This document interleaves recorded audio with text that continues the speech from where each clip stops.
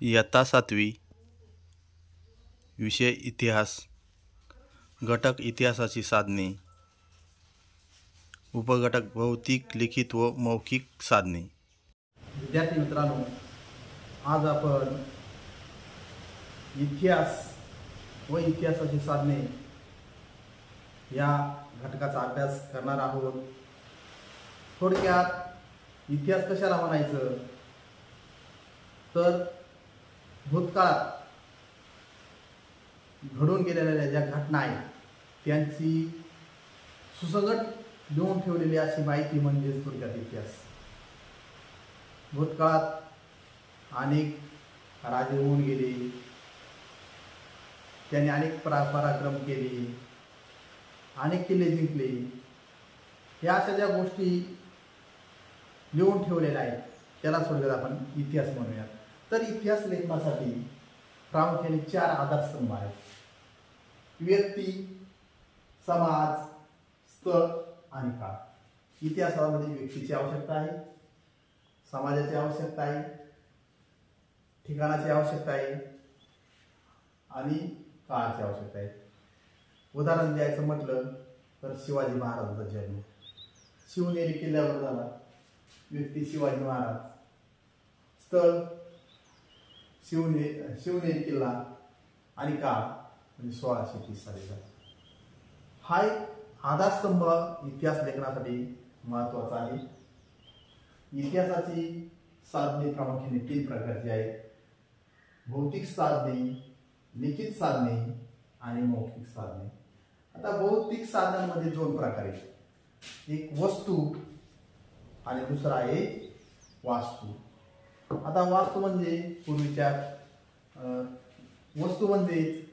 पूर्वीच्या काळचे समजा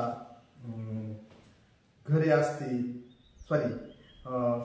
दागिने असतील, मातीची भांडी असतील किंवा नाणी असतील, धातूच्या वस्तू असतील, यांना वस्तू म्हणायचं। वस्तू एका ठिकाणावरून हलवता येतात त्यांना वस्तू म्हणायचं।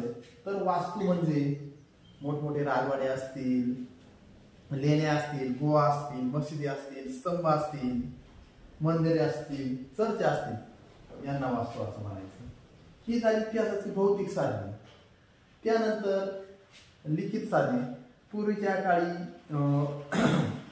अशा पानांवरती, झाडाची जी पानं होतं त्यांना भूर्जपत्र म्हणायचं आणि या भूर्जपत्रांवरती लिहून ठेवलं जायचं।